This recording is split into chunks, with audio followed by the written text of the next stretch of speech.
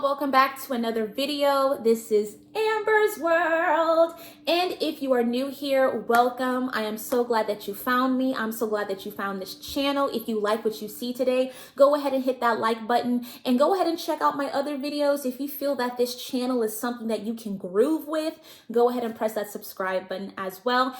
And if you are not new here and you're already a part of my world, welcome back, fam. So this video, I'm going to be addressing the cost of being a flight attendant.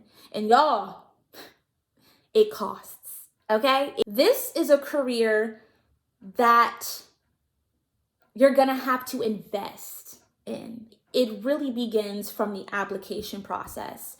For those of you who have watched my How to Prepare for Flight Attendant training, I mentioned the importance of saving as much money as you can from the get-go, because not all airlines pay for training, and training can be anywhere from 4 weeks to 8 weeks, depending on what airline. And that's like 4 to 8 weeks that you're not getting paid. And if you are getting paid, it's usually like minimum wage or it's a stipend that doesn't even scratch the surface of what your normal monthly expenses would be. So if you know that you want to be a flight attendant, even if you haven't even applied yet, start saving up for that now. So when you go to training, you have money for food, you have money to, go out and have fun if you want, and you also have money to pay your bills and other living expenses that you have while you are gone training for that month and a half. So it already starts there. The expenses start there. Then you have the expenses that apply to you once you are a flight attendant, like luggage. There is certain luggage that you have to have that is compliant to your job. You just can't, unfortunately, you can't bring your Louis Vuitton luggage with you on the road. There is a certain type of look that your luggage has to have. So if you don't have that type of luggage, you're gonna have to buy it. And I would strongly suggest buying a good brand. Travel Pro is usually the drug of choice for flight attendants regarding luggage.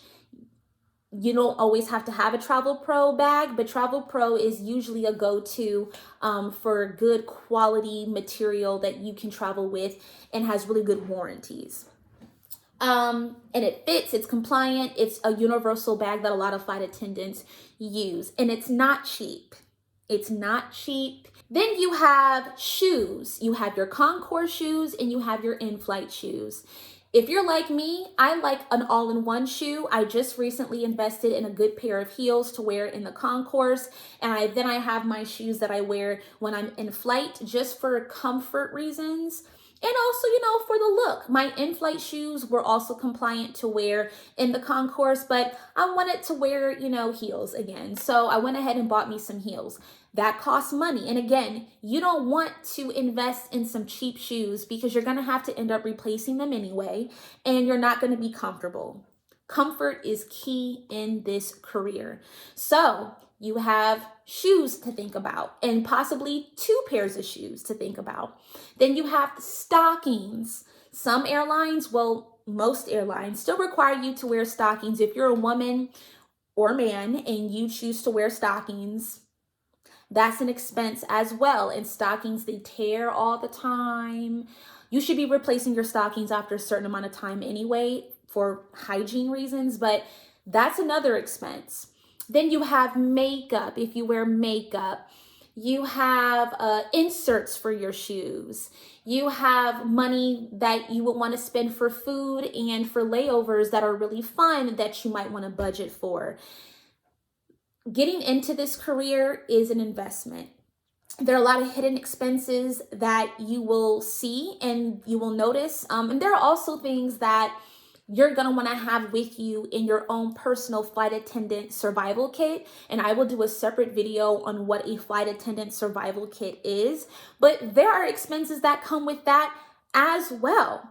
So for those of you who, again, are considering becoming flight attendants, who are in training right now, who, are thinking about getting into the career, really keep in mind that it is an expensive career to have, but once you're in it and you have all the things that you need, the expenses become less. But that initial having to buy things and get things, it can be very overwhelming, but if you're watching this video, you have been warned. I would strongly suggest doing your research on things that you know you might need if you have been accepted to an airline, and start budgeting for those items now.